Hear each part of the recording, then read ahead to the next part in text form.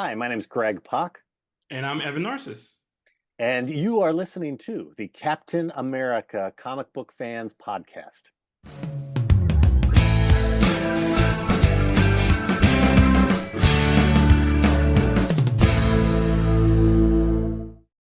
Well, greetings, Cap fans. Welcome to episode 214 of the Captain America Comic Book Fans Podcast. Hi, I'm Rick Verbanis, and I'm your host, and I'm joined by the best gosh darn co-host out there. His name is Bob Lucius. Oh, Bob, we might just make it. Did that thought ever cross your brain?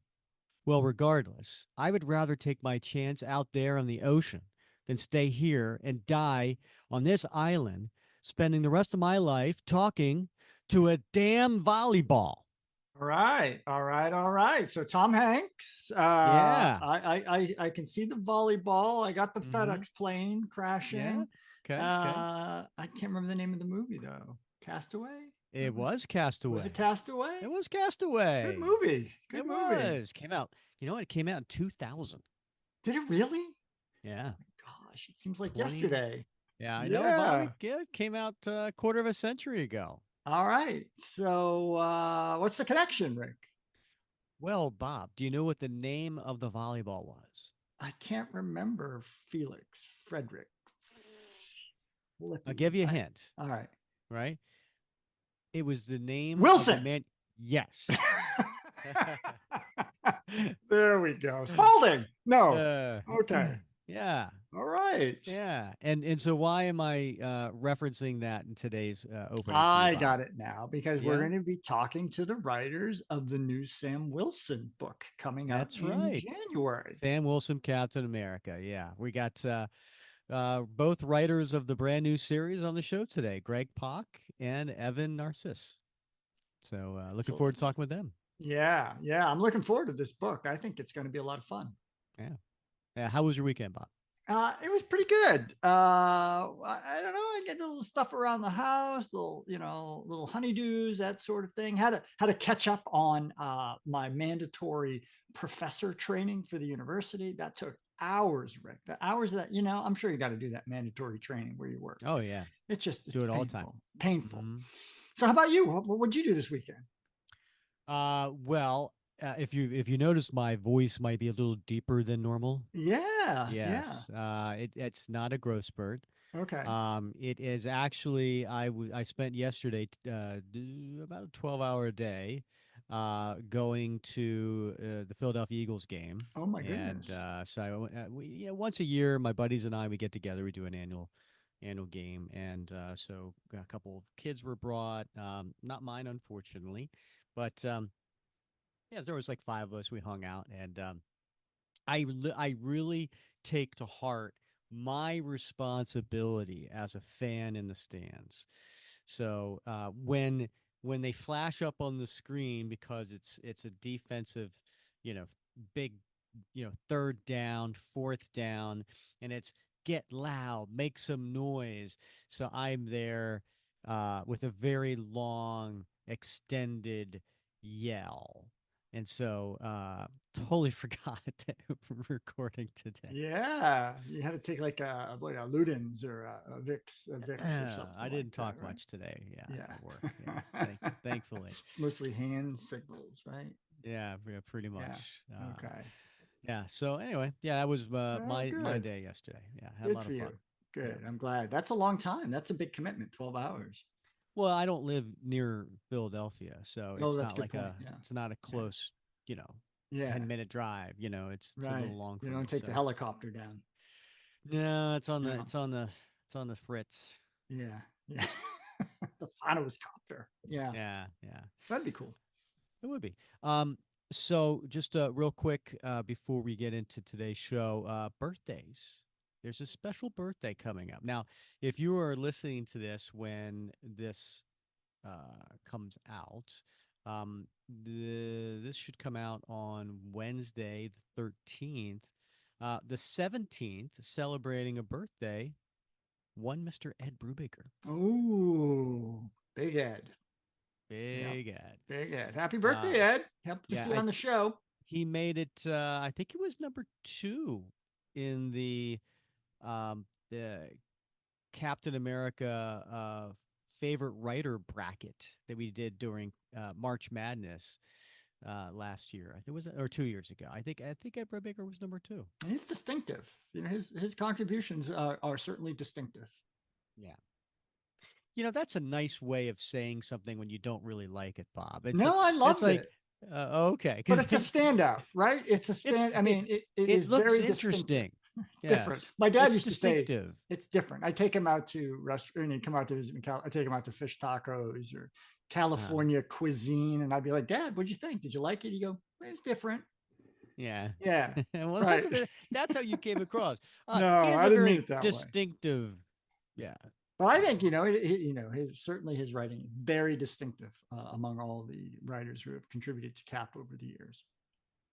Yeah, he wrote Steve in a certain light. Mm-hmm. More of that. It wasn't super soldier, wasn't superhero, more of a super agent. Right. Yeah. Very much like thriller. Yeah. Speaking of thriller, for all you listeners out there in the future, Bob and I are here on the night before election day, and we have no idea what's in store for us. We really don't. In fact, as soon as we hit the leave button, I'm going to start drinking. So yeah, that's probably a smart idea. It's probably a smart idea. You know what I got in the mail? You when you place those pre-orders for something and you totally forget. Oh, about you totally it, forget. and then it comes in months the mail. and months and months later. Yeah. I got my. I stopped collecting these things for a while, but I got my Funko Pop. Christmas pop. The Captain America and his Christmas gear, and look, the shield has a little wrapping paper on it. Nice. Nice. With a star. Makes it look like a wreath. All right, that's cool. Yeah, that's cute. Yeah.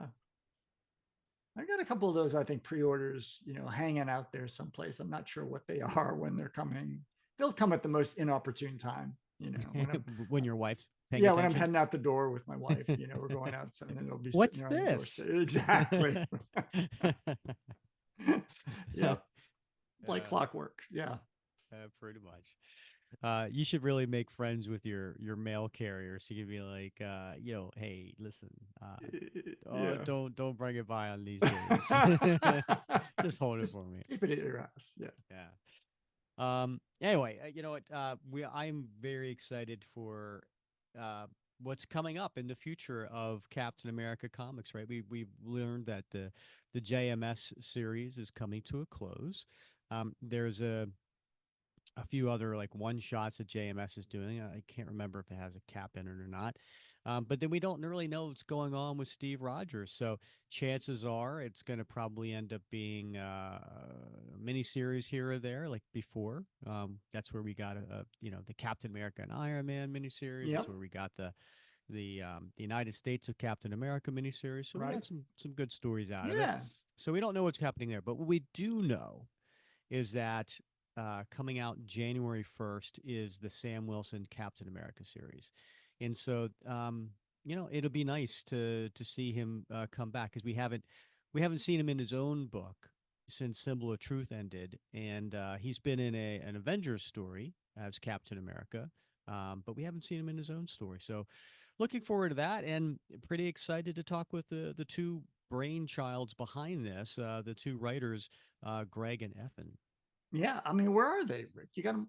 Are they in the closet or something? They're in the green room, Bob. Well, we should probably let them out. Yeah. All right. My dad works in B2B marketing. He came by my school for career day and said he was a big ROAS man. Then he told everyone how much he loved calculating his return on ad spend. My friends still laugh at me to this day. Not everyone gets B2B, but with LinkedIn, you'll be able to reach people who do. Get a $100 credit on your next ad campaign. Go to linkedin.com/campaign to claim your credit. That's linkedin.com/campaign. Terms and conditions apply. LinkedIn, the place to be, to be. Well, our guests today are Greg Pak and Evan Narcisse, writers of the upcoming Sam Wilson Captain America series, debuting January 1st. Greg is an American comic book writer and film director, probably best known for his work on Marvel comic characters such as X-Men, the Hulk, and Hercules. And in 2019, Pak began writing Star Wars comics for Marvel, which I have been enjoying immensely. Cap fans may know Greg for his 5-issue Red Skull Incarnate series from 2011. Now, Evan is an American comic book writer, journalist, and video game narrative designer. His comic work includes runs on Batman Gotham Knights, Rise of the Black Panther, and Wakanda. Guys, welcome to the show. Thank you so much for having us. Yeah, thanks for having us, guys. Absolutely. Excited to talk about the book. I think this is the first time we'll be talking with anybody outside of the creative process, right, Greg? Exactly. Yes. We had to send in some quotes for the Marvel press release, but beyond that, you're the first folks. Yeah, that you're absolutely right. This is the first you're the first folks we've talked to outside of the creative team about this fun little book we're doing. Well, we're very excited to have you on, so we appreciate you taking a few minutes to join us today. And before we get into the series and questions from our listeners, perhaps you both can share, how did you get interested in comics and how did you break into the industry? Well, I grew up as the kind of kid. I grew up as one of those kids who drew. My mom was the kind of mom who gave us like, she hated coloring books. She gave us paper and crayons and art supplies. So I was drawing from a very young age. And then I just was obsessed with storytelling, period. So I was doing, Ray Bradbury was my hero. So I was writing short stories from the time I was like 9, and always kind of wanted to be a writer. I actually studied political science in college and went back home to Texas to work on the Ann Richards campaign when she was running for governor for the first time. And that's what I thought I was going to do. But then I got this kind of wild chance to go to Oxford to study history. And then I ended up getting involved with a student filmmaking group and realized all the lights came on and it was like, that's what I need to be doing. And I went to NYU for film school.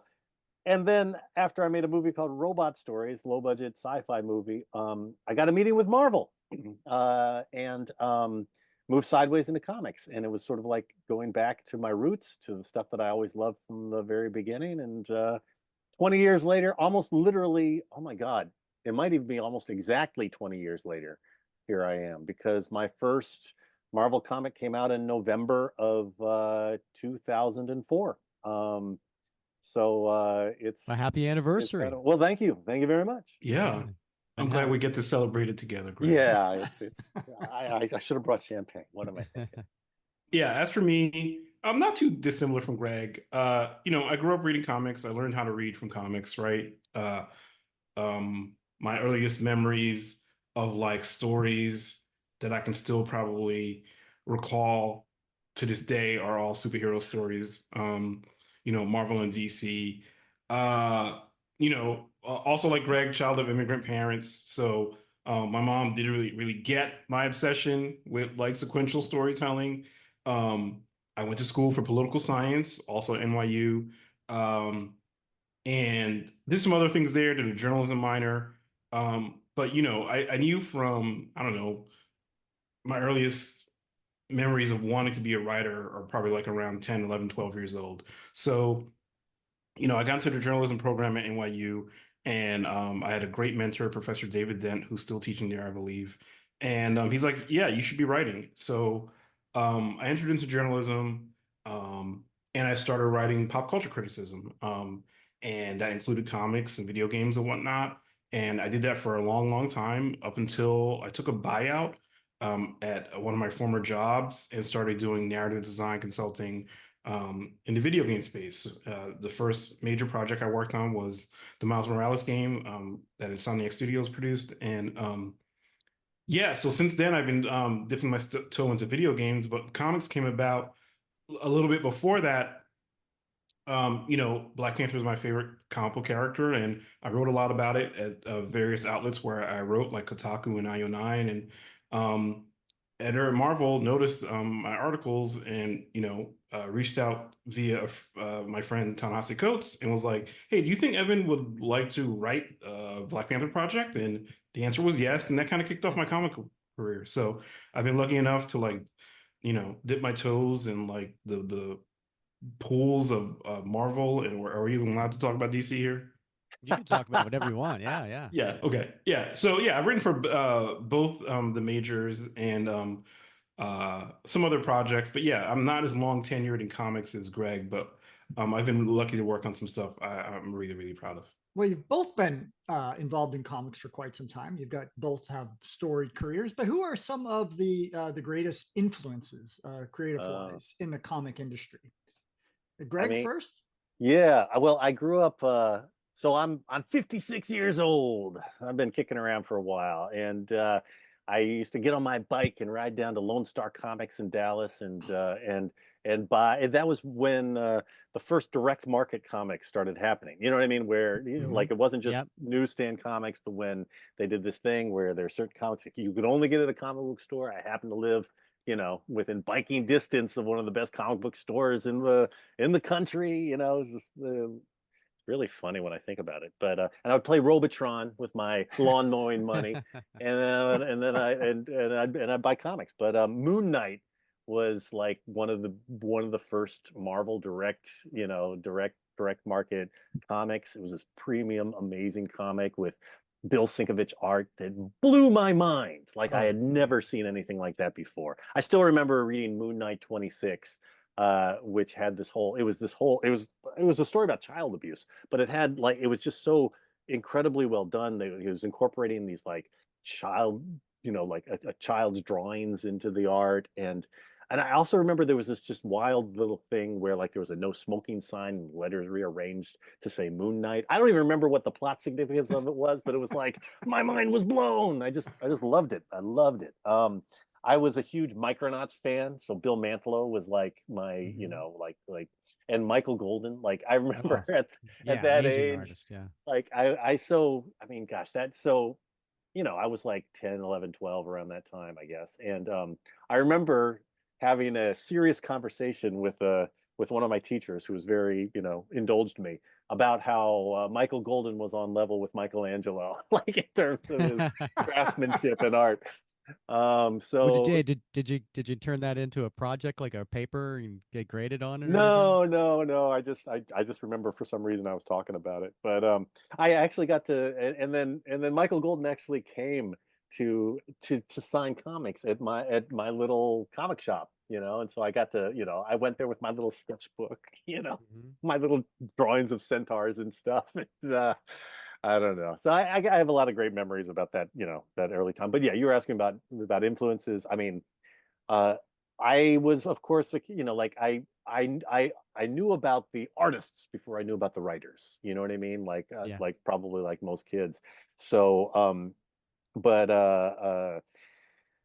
definitely Michael Golden and Bill Sienkiewicz were the two huge artists for me at that time. Later on, and so there was a time when I stopped reading. Oh yeah, and then the other huge comic for me was Usagi Yojimbo, Stan Sakai's indie comic. Oh my God, yes.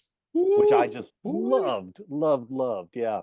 So, so I was also reading, I mean, I was picking up the Cerebus books, which I didn't even really understand at the time, except for they had like a Moon Knight spoof character called Moon Roach, which I thought was very funny. You know what I mean? So, but I was, I read a lot of different stuff, but I would say Stan Sakai, Sienkiewicz, Golden, Mantlo was a huge influence just because I loved that. I mean, he would just do anything like that kind of loopy sci-fi stuff with a lot of heart. I mean, and I think that stuck with me over the years. Years later, when I was writing the Hulk, Mantlo's run on the Hulk was a big influence. When I was reading and rereading that stuff. But Charles Schultz actually is my first and biggest influence in comics. Yeah, I mean, because those are the first comics I ever read. My mom's old Fawcett collections. They had these little paperbacks, and I would just, that was the funniest stuff I had ever seen in my life. I think that those Charles Schultz comics are still like, they're just like ingrained in me, like they're just under my skin, just like the way, like this sounds so weird and specific, but like, he's got characters saying gonna, Gonna, right? And like, like the way he would just embrace the colloquial way people talked, you know what I mean? And I think that all just really stuck with me for years and years. Evan, that's a tough act to follow. Who you got? I'm not scared. Man, so you know, I'm just a little bit younger than Greg, just a couple of years. So uh my entry into comics was just full of like silver and bronze age stuff, right? So I love Claremont, the you know, uh the Marshall Rogers run on Batman was some of the first comics where I thought, oh my God, this drawing is just ridiculous. And then you find out later that Marshall Rogers was an architect, and that explains some of the way he drew Gotham cityscapes. Of course, Sting Englehart was an amazing writer on that run. So like Claremont, I read like Greg, I read a lot of Mantlo without even realizing it at the time. But the the creators who really started to plant the seed in my head that I could do this were guys like Christopher Priest, um, Okay. Dwayne McDuffie, my all-time hero, just incredible. And the work of Milestone Media was incredibly formative for me when it was coming out. It was '93. I was in college, and I don't know if you guys can make out one of the compendiums up there, but that stuff has continued to stick with me, and I've been lucky enough to contribute to the revival of the Milestone Media characters. Um, who else? If we're gonna go comic strips and go historical, like George Harriman on Crazy Cat is some of the most amazing comics anybody Yeah. will ever make. They're just incredible. Like, if anybody's out there listening who hasn't read Crazy Cat, they will blow your mind. Like, it's just, we were talking before the recording and Greg said that comics can be poetic and lyrical, and the Crazy Cat comics are some of the most poetic things you will ever read. So, who else? Man, I'm probably jumping ahead a little bit, but Ed Brubaker, just an amazing, amazing writer. Just everything he touches, seems to be well executed and well thought out. You might have a few listeners on here that might agree with you. Oh, I'm aware. Yeah, that's Yeah. why I said I was jumping ahead. I was like, these guys probably asked about your favorite Cap runs, and Ed's is up there. Yeah, gosh, I could go on. Kieran Gillen, I love. We're probably more contemporaries than anything else, but he's like so above and beyond what I've been able to accomplish thus far. I'll count him as an influence. Yeah, it's funny. I always say a lot of the time that the craft of comics making now in 2024 is probably better than it's ever been. There are so many different approaches, like from like mainstream superhero stuff to like indie literary autobiographical nonfiction stuff. Like if you love the form of comics, you're drowning in a sea of riches right now. That's a really Yeah. good point. I mean, I think a lot of folks overlook that. There's a lot of nostalgia for, some of the older stuff, but if you really take an objective look at just the scope of what's available to consumers and readers these days. I mean, like really is Al amazing. Ewing is bringing back thought balloons over in Thor, and I'm like, yes, do that. That's a tool that comics can use that like other media can't.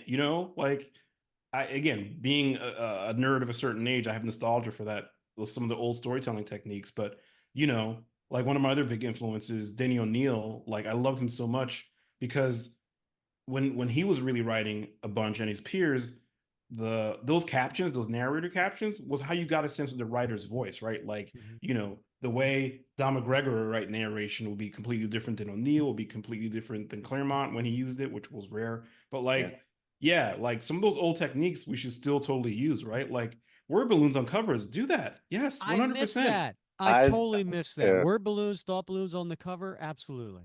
We embrace that a lot and also just like goofy taglines and stuff on the covers. We did that with the Hulk variant book I was doing. It was so much fun. Yeah, Like, on go Hulk for it. Marine, you got to do that in a book. Like that, Exactly, right? Just- Yeah, I think we even have a thing on there that said, you love it, under the title Marines. But yeah. Talking about modern comics, let's jump into the upcoming Sam Wilson Captain America series that comes out January 1st. But Wow. want to say it does have a comic dealer order cutoff of next week, which is Oh. November 25th. So make sure you let your retailers know that you want this. But here's the solicitation for number one. Sam Wilson soars again. When Captain America attends a birthday party for Isaiah Bradley, he catches wind of a new tech venture that sounds too good to be true. magnificent floating platforms in the sky where the disenfranchised can apply for land grants and establish their own farms. But after Sam discovers the organization's dark underbelly, he'll have to tangle with the head of security, Red Hulk. Greg Pak, Incredible Hulk, Weapon H, Evan Narcisse, Rise of the Black Panther, and Eder Messias, Phases of the Moon Knight, join forces for a high-flying Cap adventure. So, what can you tell us about first working with artist Eder Messias? Were you familiar with his work before? Because I recognize him from his work on the Spider-Man: The Lost Hunt series, but he's relatively new, I think. Yeah, I'm not sure how much he's done for Marvel, but I did, once we were told he was going to be drawing the series, I looked up his stuff and it's amazing. Very dynamic. Like he can give you like a full range of like tonalities from like really exaggerated cartoony stuff to more realistic. And he's great with body language and facial expressions, all the stuff you like look for in really good comic book storytelling. It was lucky for us because I think his last assignment before this was a short story featuring Elijah Bradley, Patriot, in a Marvel's Voices anthology that I believe David Walker wrote. And so, you know, reading that story that features Sam and Eli let me know that he knew the characters. He could kind of nail the specifics of their physical appearances, but also like really let it rip when it came to action and some of the other stuff. So I'm really glad Edgar's on board. He's doing a great job. It's killing us not to be able to show pages yet, but they're going to come soon. Yeah, he's amazing. I mean, and there's also like one of those things where sometimes there's just serendipity involved. You know what I mean? Like Eder is Brazilian, and there was a certain point when we realized, like, like Alana had to send him reference for Sam's hawk, and it's a Brazilian hawk. Like in Falcon, comic continuity, it's a specific species of hawk that's from Brazil. And Eder's like, oh yes, like I know this hawk very well. It's just like, I mean, that kind of stuff is just gold. I mean, it's really fun when I don't know, like comics is such a collaborative thing, and we're all just emailing each other. You know what I mean? So we're not like hanging out in person, but there's still like some chemistry involved with the whole thing. And when folks are when it works, it really works. And I second everything that Evan is saying about the art that he's turning in. Also, I mean, and sometimes this is uncomfortable to talk about, but I like talking about uncomfortable stuff. Like when you're writing characters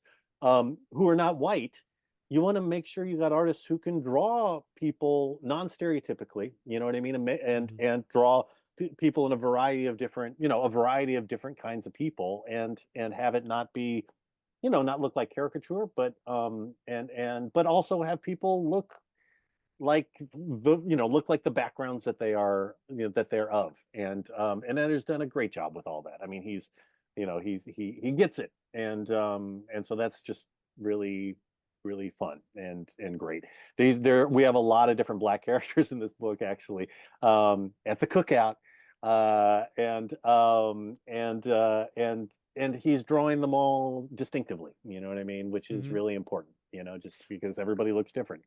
And now we know we have a legitimate Red Wing too. So yes, yeah, exactly. Yes, yeah, right, yeah. exactly. We have an accurate Red Wing, which is fantastic. Yeah, culturally accurate. Yeah.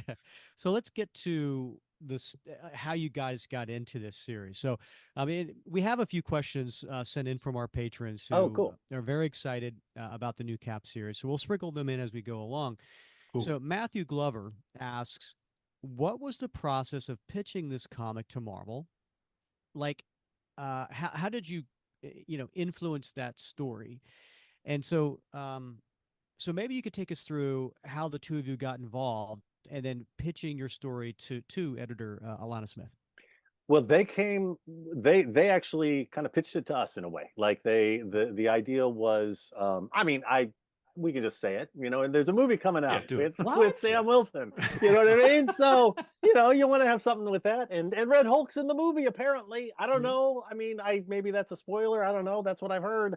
And so it made sense to have something on the shelves that would feed into that. The great thing though is that it's not like a movie tie-in. It's comics, and comics are doing their own thing. So we get to do our own thing the way we should, and tell a story. And I think they reached out to. I mean, I think we're a great team because we're bringing different things to the table, and so I'm like the Boy Scout, like I literally was a Boy Scout as a kid. I'm like painfully lawful good to my own detriment. So the whole Captain America thing has always been really compelling to me, even though I haven't really written Cap that much.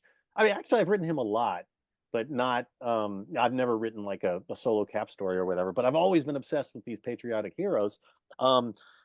Evan knows this character and a lot of the other characters much better than I do. You know what I mean? And is bringing.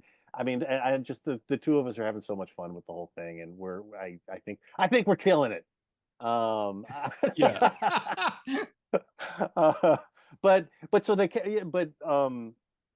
yeah, so we got the chance to come back to them and pitch a story. And we had so much fun just talking it through and coming up with all these different hooks and bringing back little nuggets from other stories. And I mean, I'll let Evan talk, but I've loved every minute of writing this book with Evan. Yeah, as far as pitching, without getting into spoilers or plot details, like, Greg and I really wanted to write a story that spoke to the moment, because that is inherent to like the Captain America legacy, right? Yep. Captain America Comics #1, the famous cover, Steve is punching out Hitler, but it didn't stop there, right? During wartime, obviously, he became a symbol of the war effort in the United States.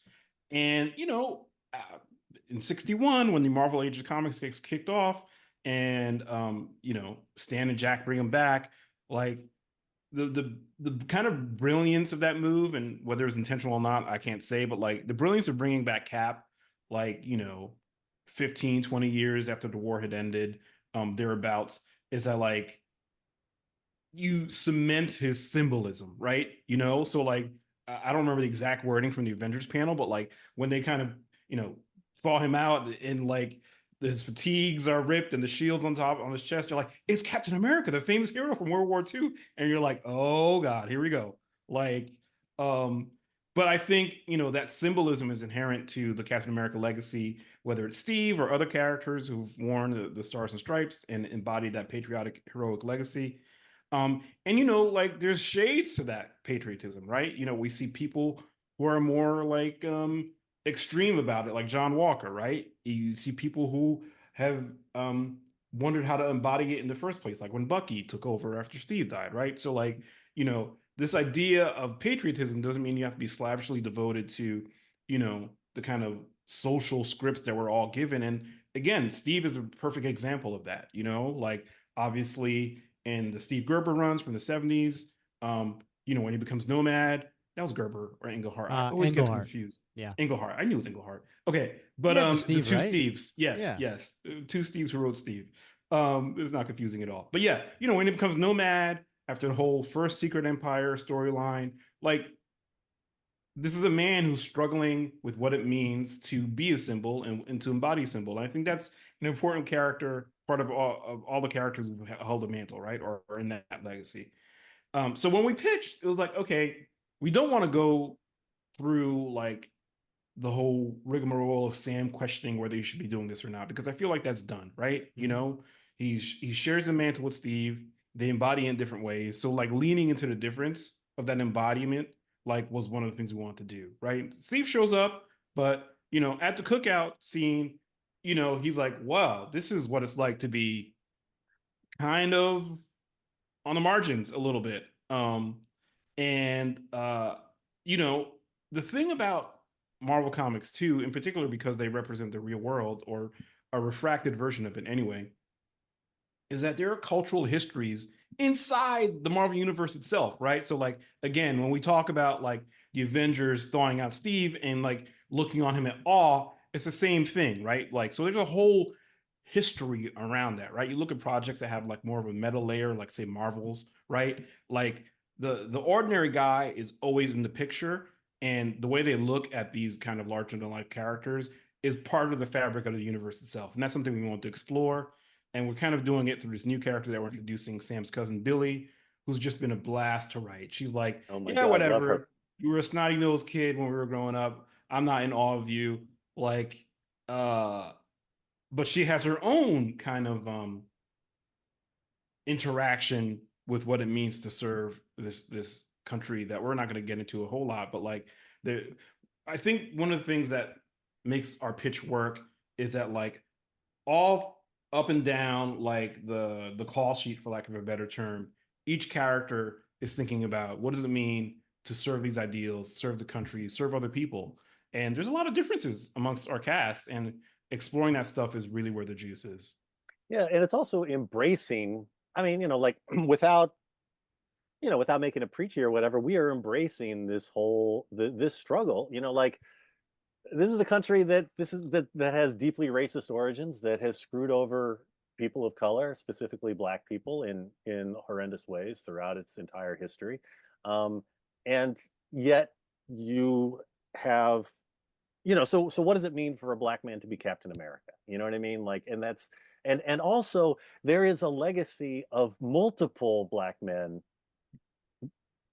carrying the shield and wearing the flag, and we're going to see some of those folks, and we're going to see the distinctions between them, and I think that I mean I talk about this a lot, but like I love diversity within diversity. You know what I mean? That's where the juice is. You know what I mean? Like I remember my friend Steve Orlando, comic writer Steve Orlando.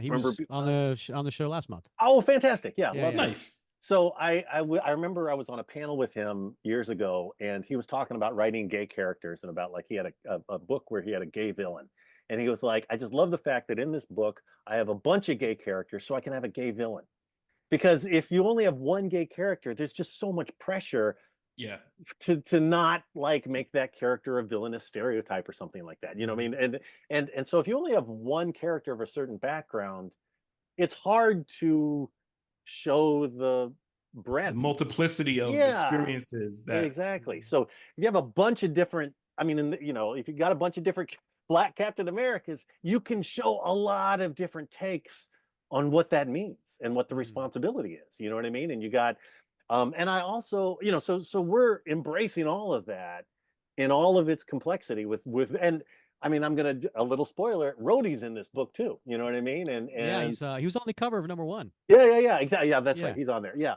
And with Storm. And so that's also like Rhodey is also a person who serves. He's a military guy who serves the country. I mean, he comes, like he was a soldier. But and also that, and yet Sam was not a soldier. Sam was a social worker. Yeah. And that's an amazing distinction. I think that was really what, I mean, Alana, I think, was the first one who said that to me. And I was like, that right there. Yeah, no, not to correct you, Greg, but I'm certain in our conversations, like I've said that like Sam is more of an every person than Steve, like Sam is literally a guy from Harlem who was a social worker, took a vacation, and next thing you know, fighting the Red Skull. Like, he wasn't prepared for this, but in a way, like, because he's always been like amongst the people, I think, let me put it this way. Sam and Steve are standing at the corner.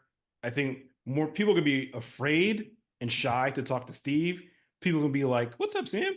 I think that's the difference. There's like an approachability to Sam as a character and a persona. I think that that really makes him like a guy who is probably a little bit more relatable. And then you factor in other stuff like, Steve is like, canonically probably over 100 years old at this point. And, like his cultural references, he's always gonna be a man on a time, no matter how long he's been thought out. And we can talk about the Marvel sliding timeline as much. timescale, yeah. Yeah, exactly. But he's always, that's inherent to his character, right? You know, again, without getting too deep into spoilers, one of the reasons we want to set the scenes at Isaiah Bradley's birthday parties, because to show like Sam has family, like Sam has family, even Isaiah has family. Obviously, Elijah is an established superhero character. But Steve, poor Steve, he's all alone, Yeah. And I think that's one way to accentuate that difference that's there. But like also, the story we want to tell is about like, what do you leave behind for other people? When you're these characters, can you leave anything behind at all? And what are the terms on which they might have to accept it? Yeah, and who are you working for, and what does that mean? You know what I mean? And like what and what are the you're here to I mean, and this has always been Captain America stories. You know what I mean? This throughout the whole thing. It's like, are you here to defend the country or the laws of the Yes. country? You know what I mean? And like, well, like, or Mhm. are you here to defend? Like, are you here to serve? I I can't remember where this is. Like, I serve the flag. You know what I mean? Yeah, I yeah. don't serve you. I don't No, serve I the think that's from authority. Born Again, Greg. Yeah, I think. It is in Born Again. Yeah, It's Yeah. been there used you a go. few times, but Yeah, definitely famously in Born I'm Again. loyal to Yeah. nothing, General, exactly. I Except mean, the and except the that. flag. dream. I mean, Yeah, not to get too. except the dream. Yeah. Yeah, right. Exactly. Right. And Yeah. so that's with all these characters. I mean, this resonates with me a ton. Just like as not to get too much information here, but like, so I was an Asian American Boy Scout growing up in Texas in the 1980s, and my friends were great, but I remember like one of my formative experiences was like being like 7 or 8 years old, walking like from the bus stop to my house past a park and seeing a bunch of Cub Scouts, white kids, and going over to say hi, thinking like, oh, they're fellow Cub Scouts, and then getting surrounded and they're like doing the racist, Chinese, Japanese, what are these things at me? You know what I mean? I'm half Asian. I'm half Korean and half white. But I've always identified as Asian American, because I am, and also because when I was a kid, I looked straight up Asian. You know what I mean? These kids didn't have any question that this was an Asian kid. You still do, But Greg. yeah, yeah, okay, cool.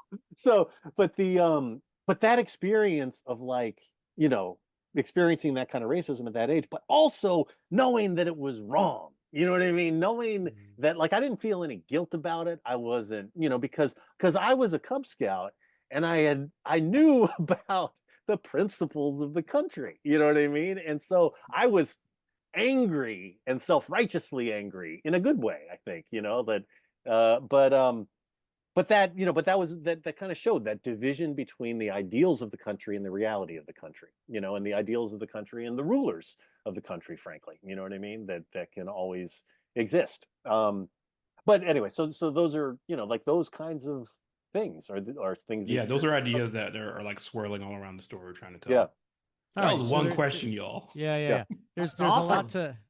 to unpack, or should I say unpack there. So um,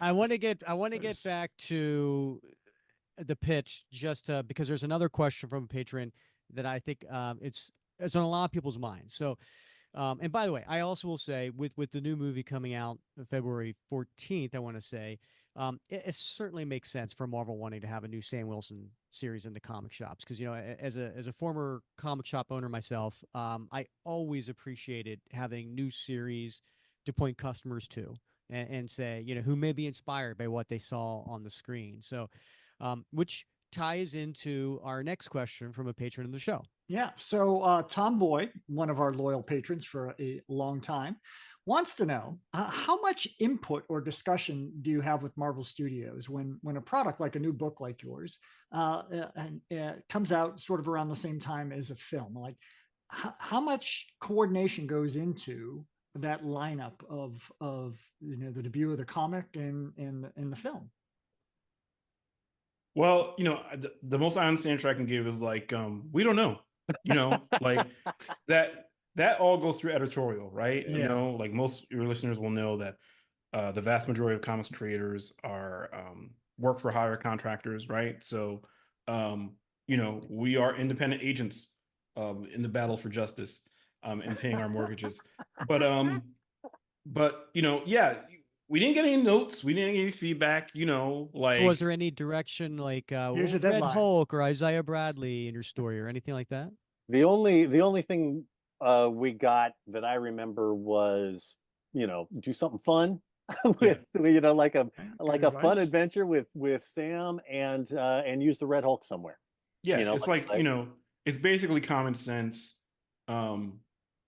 Use the characters that moviegoers will recognize from their on-screen experience, right? So Joaquin's in there, um uh the Red Hulk's in there, but like I don't know how behind the scenes we're gonna get here, but like it was me that pitched Isaiah, like That's what I want to know. nobody That's what I want to nobody hear more about. nobody told us to use Isaiah. I was Yep. like, if memory serves, Isaiah and Steve and Sam haven't met in the comics. Again, I could be wrong, and I'm sure you two gentlemen with all your Captain America knowledge will correct me. But that was part of the pitch. I was like, yeah, let's again, there are cultural histories inside the Marvel universe, and the thing about Truth that still kills me to this day is like that last issue where Steve goes to visit Isaiah and he sees all the pictures of all the people who come to visit him throughout the decades, like, is incredibly touching to me because it shows you a couple of things. One, like I said, these cultural histories that are embedded in the fabric of the Marvel universe, like, are part of the story, right? How the people inside the Marvel universe interact with the events that happen is part of the juice, right? So that's one. And two, it really homed in on this like two Americas idea that you sometimes see memed on social media, right? Where people, whether it's black people and white people, experiencing the same thing but with radically different viewpoints. And like, yeah, Steve kind of being like, I just found out about you. I didn't even know you were alive. And meanwhile, a history of this man's life is on the walls of his home, right? So Isaiah's a character I love a lot. And I think again, these parallel tracks of what it means to embody this patriotic legacy in superheroic fashion are like very much what we want to explore. So, in terms of like orders from on high, we didn't get those, like the story we're telling is so wild Yeah. that like nobody could have told us to like here are your ingredients, now make this soup. It's like no, No. we completely It really, yeah, it came about organically. We were like, I mean, I think we both came to the thing with like a few yes, for things that we sure. really wanted to do. Yeah. And then we just started talking about it. It was like, oh my God, this fits like this and this. And I mean, we got big themes that are going to become clear once you dig it into it. But it's it is really, I think it's really something special. I mean, it is this like we are serving the mandate by doing a big fun sake adventure Yeah. with Sam. Oh yeah, the other thing I want to do was we wanted to do is have Sam flying. Like that is something Yes. really distinct about Sam. He flies. You know what I mean? He's not he's a man, he's a ground, he's a, what do you call it? Like a ground level hero, but he's in the air. You know what I Yeah. mean? And that's metaphorically also part of it. Like he's the one who gets to be in the air. And what does that mean? You know what I mean? In terms of his community and everything else. But I don't know. There's just, as we were talking about, all this stuff just developed organically. It couldn't have been, it couldn't have happened any other way than with this specific creative team. So it's fun. It's interesting though, because you ask about sort of dealing with, mandates or whatever. I mean, like within, like I have not had, I haven't worked on a Marvel book where I mean, this is inside baseball or whatever, but I haven't personally been on a Marvel book where it's been like, well, the movie people say you can't do this or they want you to do this. Yeah. That doesn't. I mean, I've worked on Star Wars books, and that happens all the time because that's the nature of the thing. You know what I mean? Like Yeah. those are more Licensing, like yeah. exactly right. But that's also been great because we were working directly with the Lucasfilm people who freaking love the comics and really are working with us to make that stuff work, to give us really cool things that we can work with. So I don't want to act like it's always perfect and smooth sailing, but I do feel like with all of this stuff, folks really just want to tell good stories, and so you know, like Evan and I would come up with all this stuff, and we'd be a little nervous. It's like, this is big Yeah. stuff we're pitching, and then they just feel like, do it. You know what I mean? So it's been really exciting on that level. Just to piggyback on the comics and studios relationship, again, we don't know a lot because we're probably going to be the last to know. And in a way, that's good, I think. You know, like, I don't want to be told that, okay, here's, you know, plot number C/27A, and, you know, execute it along these terms. Like, that's not creative freedom, right? That said, you know, I wrote Rise of the Black Panther. I was writing Rise of the Black Panther when the first Black Panther was going to come out. And, you know, just to hammer home, I knew nothing, right? And, you know, I wind up making Killmonger central to the plot of that series because I'm like, you know, he's T'Challa's like number 1 enemy. Like, forget Claw, you know, like, whatever. He's got to share Claw with the Fantastic Four and whatnot. But, like, you know, Killmonger's all his own. Write the story, and it's about Killmonger's return to Wakanda.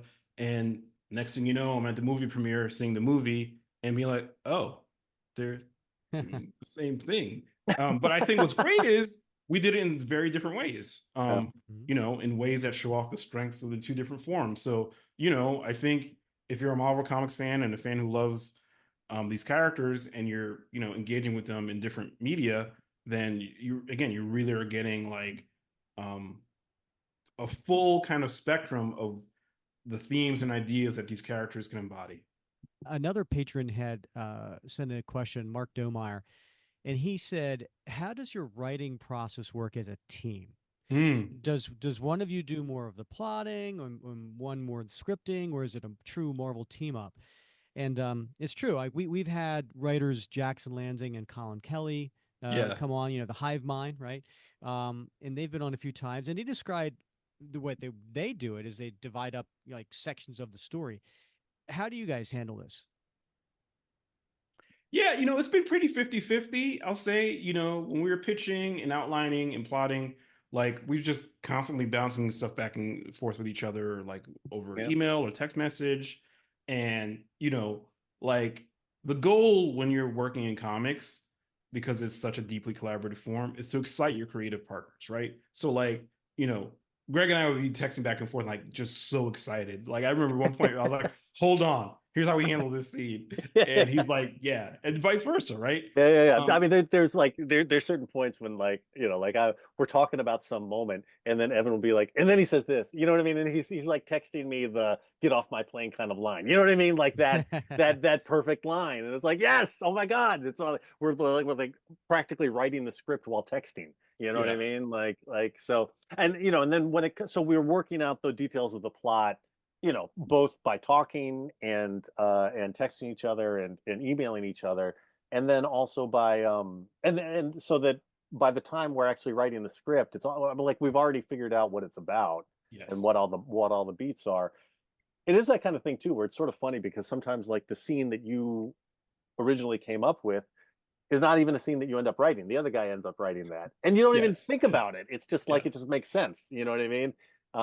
And then we rewrite each other. You know, we exactly. So the way it's gone so far is like Greg will do one half, I'll do the other, and then we'll revise each other's pages and tweak things. Like, so it's been deeply collaborative. And honestly, like, I wish I got to work like this more often because Greg is great. You know, like, I can't sing this man's praises enough. Like, no, seriously, like, Greg has written some of my most favorite stories. I've probably talked his ear off to death, but like the scene in the Hulk run where we kind of catch up with Bruce. Amadeus is taking over the Hulk identity, and Bruce is kind of like no gamma, just living his life, and you see him find peace. I was like, you know, seems like this have happened before, but this one really hits in a way that was amazing. And you know, I get to work and learn from this guy. You know, like, Greg's like dialogue economy and kind of innate sense of like pacing, I think is amazing. So yeah. No, I mean, it's a joy working with Evan. I mean, for all those same reasons. It's like, there's a thing about collaboration when it's, when you're working together and it's the right project and you're really clicking, where it's like just stuff gets so much better. You know what I mean? Yeah. Like there's stuff that like I'd write in under normal circumstances. I'd be like, that's good. And then and then Evans just does something with it, and it's like, oh, that, sometimes it's like that whole scene just now makes sense on this other deeper level, or maybe it's just as simple as that. Now that line really Hits. resonates. You know what I Yeah. mean? Like now it really hits. And that happens all the time. It just gets better, and that's I mean, Just a little it's bit gorgeous. of foreshadowing. There was a plot problem we had, and I was like, well, maybe this solves the problem. And then Greg took that and ran with it. And then if, by the end of the series, it just snowballs into something like completely good. Yeah, I'm talking around spoilers, but Yeah, yeah, you don't want to you give know, anything away, right? but at the same time, I can say this, like, the mode we're operating in, like, I've been thinking more about this, Greg, and we haven't talked about it, but it's like, it really is like a completely wild science fiction, like 1970s Silver Age Yeah. mode. Like, it's, huh, you know, like, the thing I can probably most reference back to is like you read some of these golden age stories where, okay, this character's on another planet all of a sudden, and they're dealing with aliens. And we're not going that far, but like Sam is so far beyond the remove of his normal kind of like remit, like it feels exciting to be writing him this way. Oh yeah, totally. And I mean, this is the thing that, I mean, we're like we're really tooting our own horn here, but I do love the giant sci-fi stuff we're doing. You know what I mean? Like it's like we're going there. We are just going there, and it's like big. Like, I mean, comics should be weird, and it's big Yeah. and weird and fun in a big way, but it's not random. You know what I mean? No, It no. all ties in, and it ties into the whole sort of political reality of this world that we're laying out, and it ties in thematically. You know what I mean? Like on this emotional level of like Sam in the sky, and what it means to be the guy from the community who gets to fly and all that. You know what I mean? Like it just works on so many different levels, and I just love it when that happens. So Well, you eh, you brought up politics. yeah. So here we are. We're recording on the night right before Election Oh Day in the my United God, States. yes. I'm just curious. Did not knowing who the new president would be make your Sam Wilson story challenging at all? Like as far as the themes or what issues you wanted to tackle? I mean, yes and no, right? Because gone are the days when, you know, I almost put my foot in my mouth. Gone are the days when um, Captain I, America shows up to the White House, and the evil supervillain who's been in charge of a massive conspiracy like puts a gun to his head and pulls the trigger, right? Um, and uh, that's the thing that happened in the original Secret Empire storyline. So directly meeting, I think, real life characters is always really dicey because it dates your comics in a way that like doesn't always serve them well. But like I said before, Captain America is a character who's always spoken to political realities. Like there's that great What If where he's giving a speech at a political convention after an imposter had taken his place, and like that was during the '70s. That was during like a time of great economic depression and seeming like erosion of ideals that the country was based on, right? So like Cap's always played in this space. As for us, it's like, you know, Captain America is a patriotic superhero symbol, right? So like, you know, um, he's a character that you can use to explore, like Greg said, the gaps between ideals and reality. Um, so like with the election looming, it felt like, okay, we're writing a character who comes from a marginalized community, historically marginalized community, um, it would be a missed opportunity to not speak to that.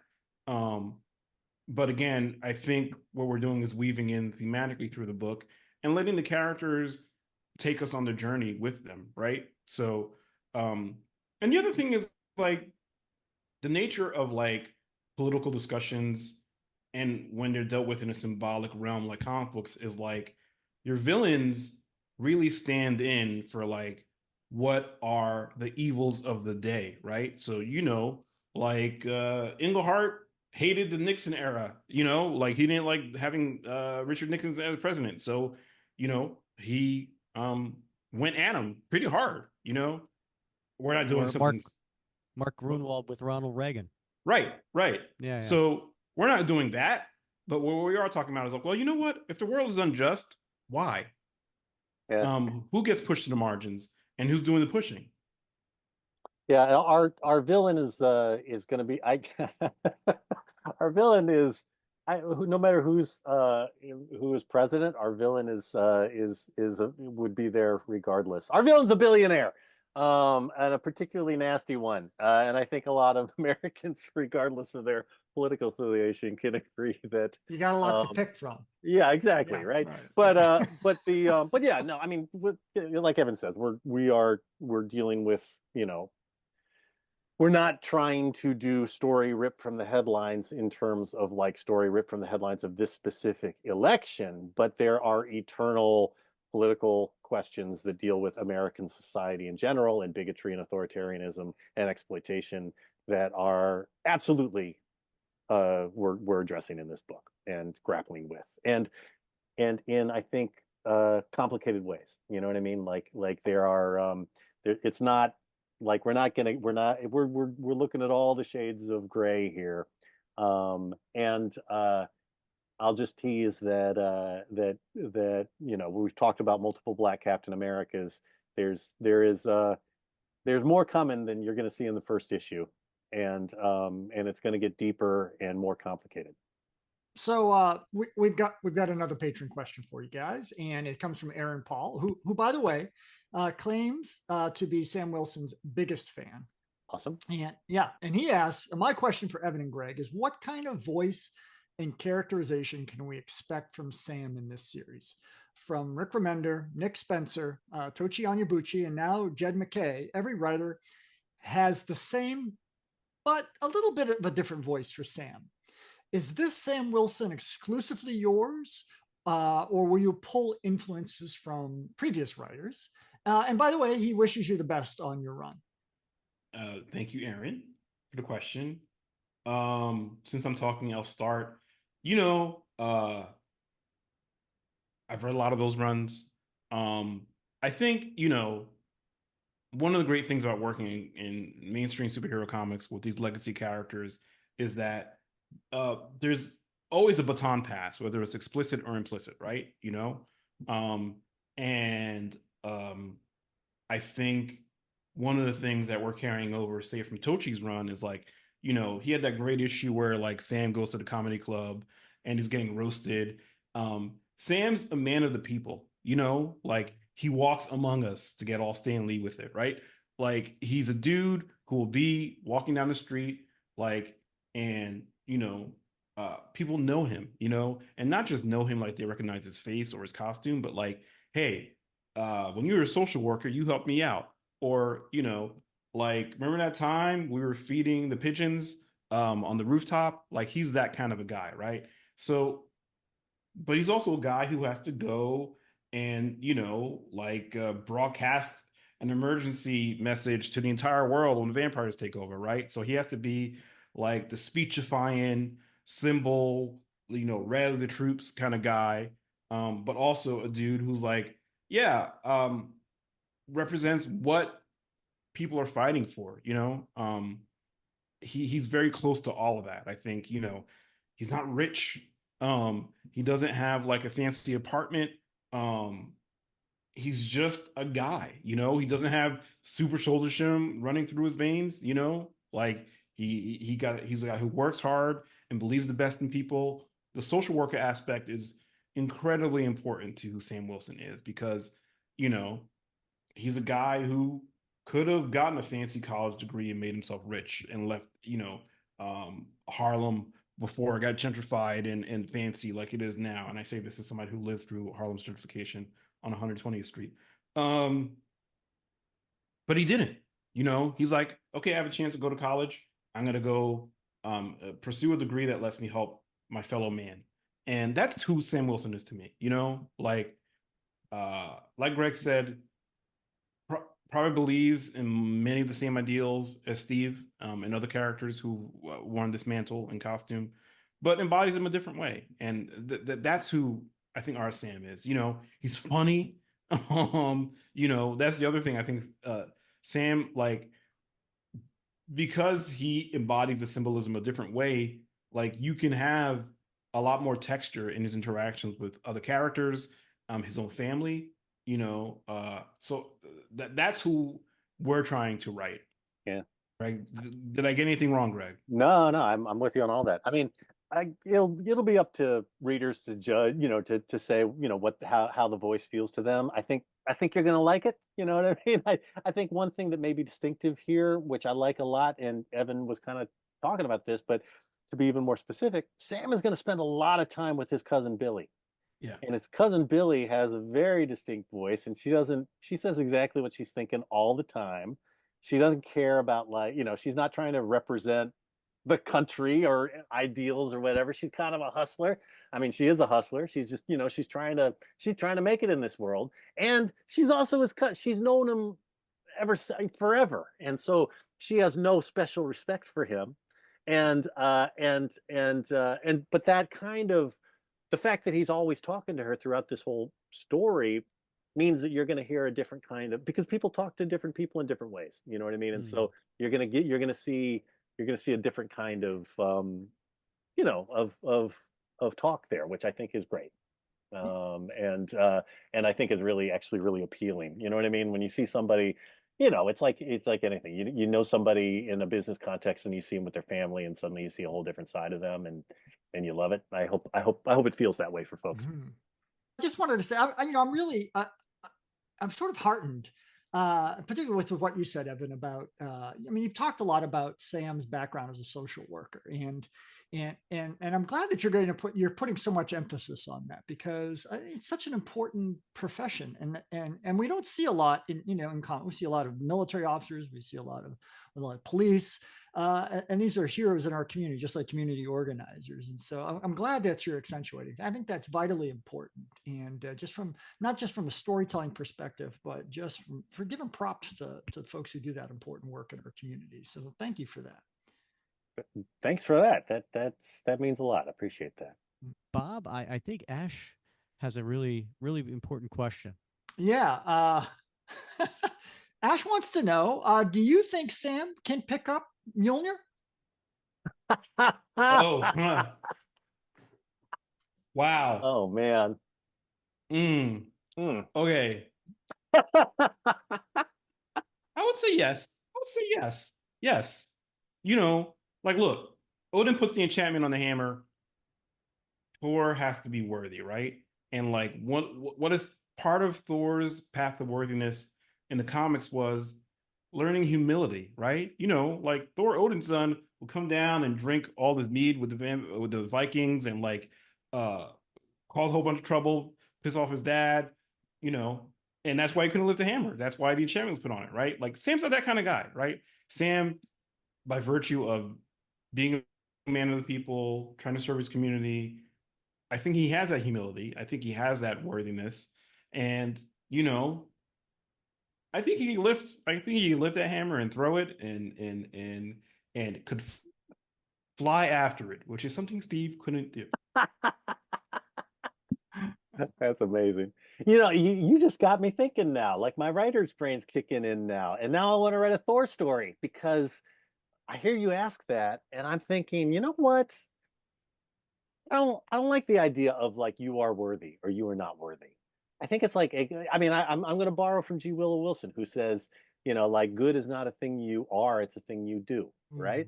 So I'm going to say Sam could pick it up if it's the right moment and the right time. You know what I mean? And if he's ready to do what needs to be done, he absolutely could pick it up. But maybe at another time he's not the right person for that job. You know what I mean? And what does that mean? So now I want to write a whole source story that actually just follows Mjolnir. You know, it's like the Winchester 73, the old Anthony Mann Western, where you follow this gun around from person to person. I want to follow Mjolnir around from person to person, depending on that would be cool. who's ready to pick him up. So now I'm going to actually pitch this. I'm going to see if I can actually do this at some point. I'm about to say, I don't know who's editing Thor right now, but holler at your boy Greg Pak. I should do podcasts more often. And there's a story angle I don't think I've seen before. Like, let's go. You got me. You got the old noggin working here. I appreciate that. Greg, so I want to discuss your Red Skull Incarnate story from 2011. Just real quick, it's a 5-issue limited series. We get to see a deeper look into a young Johann Schmidt. Going past what we learned from the Skull's own stories in the pages of Captain America 298 and 350. It appears to have been really extensive research, and you intertwined a lot of historical events at the time, and you said in your afterword in issue 1, quote, "I took on Red Skull Incarnate because, like countless others who have learned a little about the Holocaust, I struggled to understand how a nation often described as the most cultured in Europe, could descend into the unfathomable barbarianism of the Nazi regime. To avoid repeating the horrors of the past, we desperately need to tell the stories of heroes who resist. But we also need to struggle with the question of how everyday people can so willingly embrace evil." Wow. Do you think you accomplished that with what you were hoping with that story? That's, I hope I did. That's really up to readers to decide. I mean, that was one of those books that was really hard to write. That and Magneto Testament were the two toughest books for me to write in my whole comics career, probably, because just reading that source material, that gave me nightmares for months. It's really unpleasant, to say the least, material to grapple with. The Red Skull book in particular was it was really it was tough because I remember reading a lot of books about Hitler at the time, and there are folks who even talk about like the failure of biography when it comes to Hitler. Because if you start to like write a biography about Hitler, there's a sort of implication that you're going to explain Hitler, explain how Hitler came to be, and then that can easily fall into really pat narrative tricks that can end up being just totally wrong and even anti-Semitic in horrible ways. You know what I mean? Because there's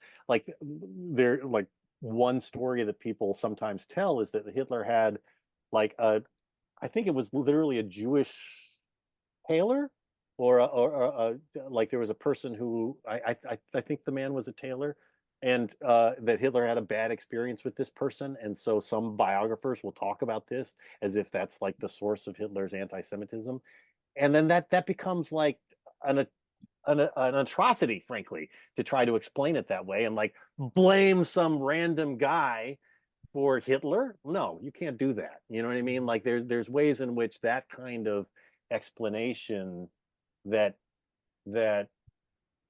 kind of biography tries to tell, can just be too facile and end up making a story that puts the blame on people who don't deserve it or whatever. At the same time, the reality of the horrible, horrible things that so many people are willing to do when they're allowed to do is a massive challenge for us to grapple with to this day. I mean, especially today, you know what I mean? When you see authoritarian movements rising all around the world. And people are always, there are always people who are willing to justify the very worst things that human beings can do to each other.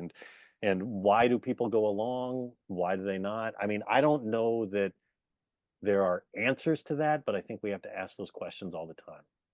With Red Skull, I wasn't going to pretend to know or to be able to explain why this particular kid, this particular orphan, became a Nazi and became basically, I mean, Marvel's most evil superhero.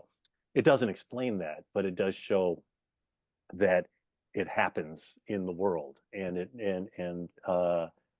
that circumstances will allow it to happen also. You know what I mean? Like a world in which that kind of atrocity is encouraged is a world in which people like that will commit those atrocities. You know, I remember reading books about like psychopaths. And there was, I remember there was a book that talked about the fact that you can have people who are total psychopaths, but who never do anything, who are sociopaths, but who never hurt other people because they're in a society or they're in a certain circumstance where they you know, it's not to their benefit. You know what I mean? It's like they're not breaking laws because they've got whatever, you know, they can channel their, you know, their lack of empathy for other people into other ways, and it's not beneficial to them to actually hurt other people. But you have a world in which, you know, like you got the hyperinflation of the Weimar Republic, and you've got you've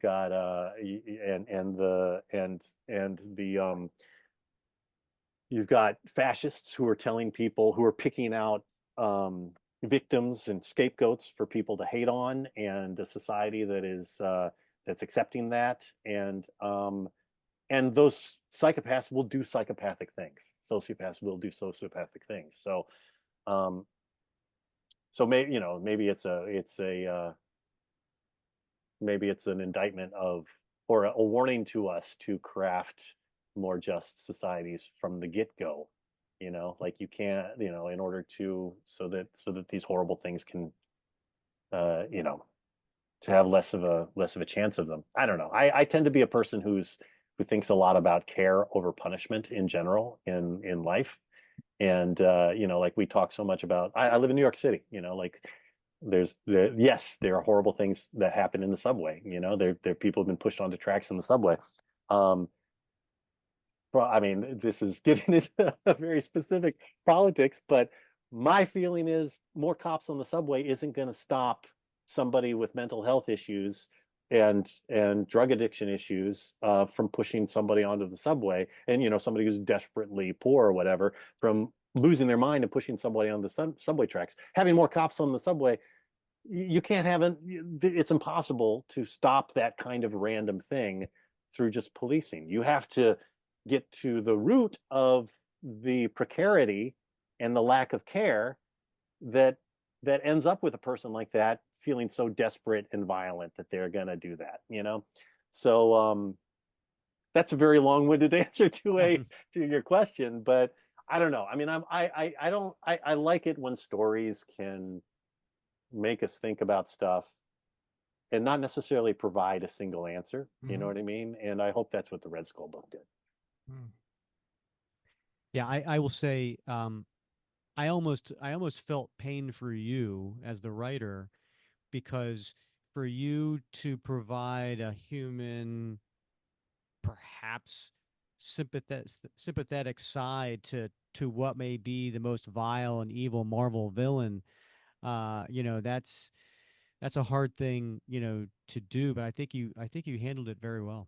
Well, thank you. I appreciate it. It was, I mean, I was very lucky working with Mirko Cholak, the artist on that book. Just did an amazing job. And Alejandro Arbona was our editor, and he really cared a lot and really made that whole thing, you know, made the space for us to really do the work. So I appreciate it.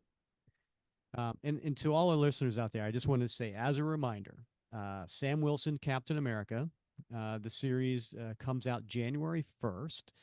So ring in the new year with a new Captain America book. But remember, it has a comic dealer order cutoff next week, November 25th. So if you want to guarantee it being held for you at your local comic shop, make sure you let them know. Yeah. Order before Thanksgiving, get it on New Year's. How about that? Yep, Hey, I like that. Hey, I ordered mine over the weekend. Oh, hey, And I thank got to you. tell you, I ordered more than just cover A. Oh, cool. Because I really want to support this book, and I love the variant covers, and so I encourage everyone to do likewise. Oh yeah, you know what? Before we close, I do want to give a big plug to our to a couple of other people on the team. Fernando Cifuentes is doing the colors of the interiors, and they are gorgeous. Yeah. And Torrin Clark is doing the covers. Not only doing the covers, but doing some character design stuff for pretty That's cool. all we'll say. That's it. Yeah. That's all we're gonna say for a surprise. Oh, we're so close, Bob, to getting a little so close to getting a little. Yeah. All right. All right. Well, but we if- do want to ask you what else you've got coming up in 2024. Anything you can share with us on your projects or anything in specific you want to plug? Gosh, you know what? I got a bunch of stuff, but I'm just realizing most of this stuff is secret right now. What do I Yeah. have that Oh, I go can ahead. talk about? That's fine. I Yeah, got yeah. well, I'm It's just still us. I'm doing the Lilo and Stitch book for Dynamite. Awesome. I got 2 new Marvel things that are really mind blowing. I'm co-writing a new thing with Fred Van Lente.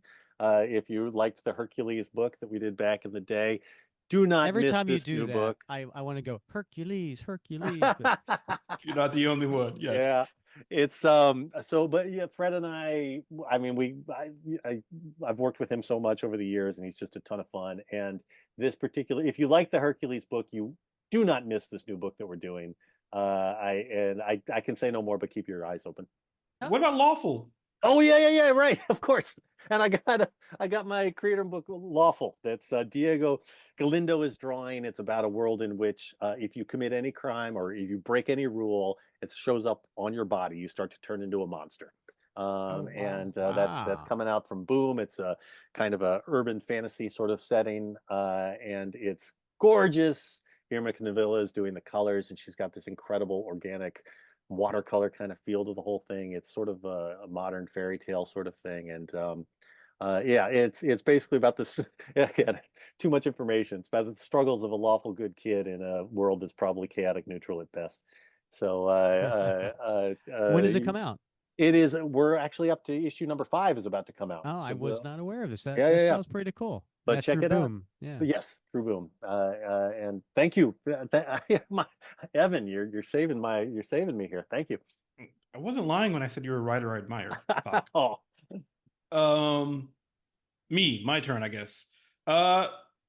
This is the only thing I can talk about in comics. I have a few other things cooking that I'm not at liberty to discuss. One of them is extremely exciting, but enough said about that.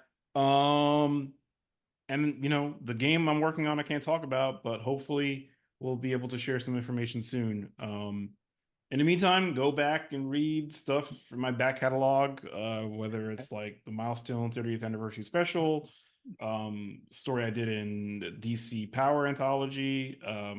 Again, I'm just mentioning DC stuff. But also Rise of the Black Panther and the Wakanda miniseries, which is now collected in trade paperback, where I did some backups that I'm really proud of, exploring the history of the Black Panthers throughout the centuries. And you guys you're going to keep us posted on the Mjolnir travels, yes, right? I will. And If I'm I actually serious. get that done, I'm gonna come back here and make you guys have me as a guest, even though it might not have Captain America in it, All because right, yeah. it was born here. So if that happens, I'm also I'm gonna find out what your favorite candy is. I'm gonna send you a big box. we're going to send it to Ash. It was her question. But we also, we made this pitch at Alana. We want to see more Isaiah Bradley, maybe a mini series or a one shot that explores his history a little more in depth. So maybe we can see You're that. not the only who wants that. You're not the All only one. right, good. I'm glad to hear that. Well, listen, Greg, Evan, thank you so much for taking some time to come on the show and tell us a little bit more about this new series. We're very excited for it, and we can't wait to get to it. Y'all, this was a total blast. Really appreciate y'all. Thank you so much. All right. Yes. All right. You guys take care. Have a good night. Well, Bob, if you weren't excited for the new series before, you should be now, because that really whet my appetite to really get into this Sam Wilson series. Yeah, I mean, they were super careful about not giving away too much or any, for that matter, spoilers. But what they did tell us about the characters that were going to be in the book and some of the finer details of sort of the context and characterization was enough to get me really excited about reading this story. And man, it's going to be awesome, right? I mean, I know we're comic book guys. We're going to have this come out in January, and then we're going to have the movie coming out. It's going to be Sam Wilson Overdrive, and I'm looking forward to this. Yeah, you know what? I think probably we need to put on the docket is when the Sam Wilson Captain America #1 comes out, we should cover that panel by panel. Yeah, that's a good idea. It's definitely worth doing. And then also when the movie comes out, we should, remember back in the day when the Captain America and Winter Soldier, Falcon and Winter Soldier, Falcon and Winter Soldier. Yeah. Series, we had every time there was an episode, we had a guest come on and we talked about it. Yeah, that's right. We definitely have to do that for the new movie. Yeah, we have. I mean, we have connections to the world's biggest Sam Wilson fan, so no, that's true. Might want to have him on. And then we also have connections with the couple editors too in the Captain America legacy line. So we may be bringing them back on the show to talk about what is possibly in the future. Yeah. For Steve Rogers and the Captain America mythos. Right. Did I hear correctly that Steve makes a little appearance in the book? I don't recall hearing that. I thought they were talking about the barbecue, and Steve was there at the barbecue. So I don't remember hearing that, but I think maybe they alluded to that. Yeah. Well, anyway, that'd be nice to see. All right. Next episode, we are going to get back to our long tail story of covering Secret Empire, which Evan did mention a couple of times into today's conversation. But we've been doing this panel by panel review of the Steve Englehart story, Secret Empire, from 1974. And this next one is going to be part 4, which covers Captain America 173. So make sure you come back next episode where we cover that panel by panel. And Bob, as always, it's been so much fun wrapping cap with you. It has. I can't wait till next week, Rick. All right. He's Bob Lucius. I'm Rick Verbanis. And if you don't mind, please rate, review, and subscribe wherever you listen. If you're on YouTube right now, please smash that thumbs up button. If you're on Facebook, leave a comment. If you're on Apple, leave us a 5-star review. We always truly appreciate your feedback. And as always, thank you for listening to another episode of the Captain America Comic Book Fans Podcast.